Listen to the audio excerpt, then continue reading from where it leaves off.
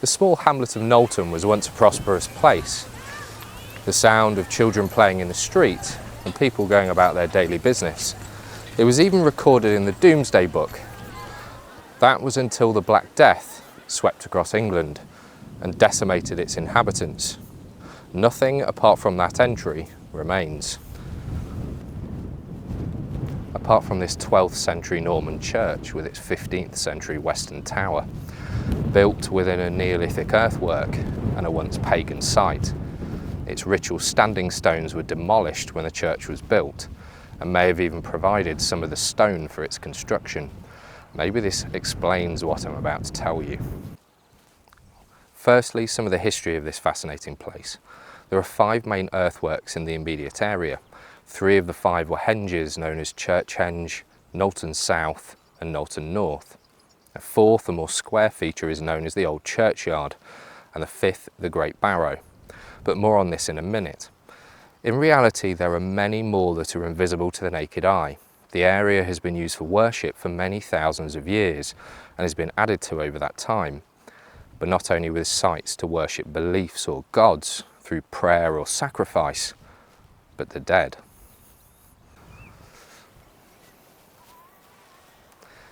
"60 metres to the east of Church Henge is the largest individual burial barrow in Dorset that I mentioned a moment ago.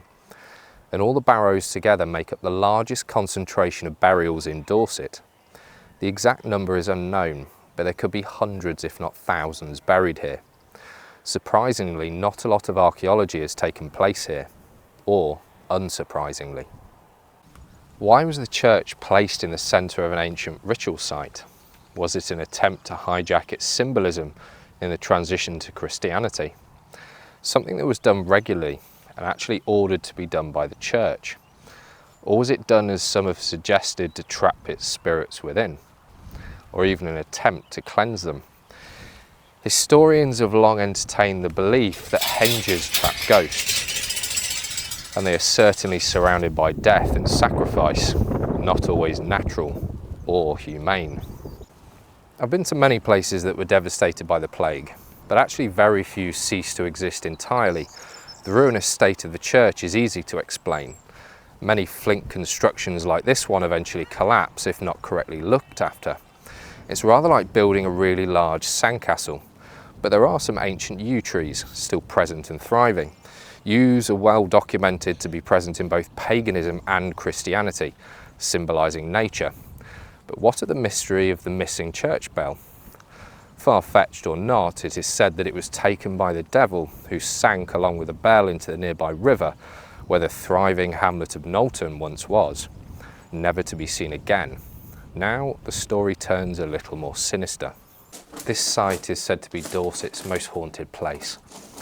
Is it the death and sacrifice intertwined within its history? Is it the desecration of a religious site by another, trapping the two in an eternal struggle? Whatever it is, the entire place is shrouded in tragedy. An archaeologist once wrote that there lingers in the air some flavour of the sinister and macabre. And then come the stories, the many witnesses, like the local man at a nearby farm that I just met.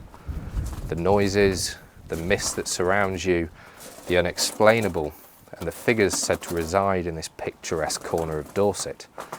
Burial mounds are usually reserved for important figures, usually buried with their possessions, material or living. A headless man on horseback is said to gallop directly through the centre of the church, as if it did not exist. Who is he? An ancient warrior, or simply a man still trying to deliver his message? Why is he still here?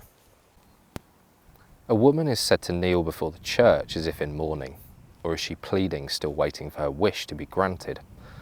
Figures have been seen in the windows, most notably from the tower.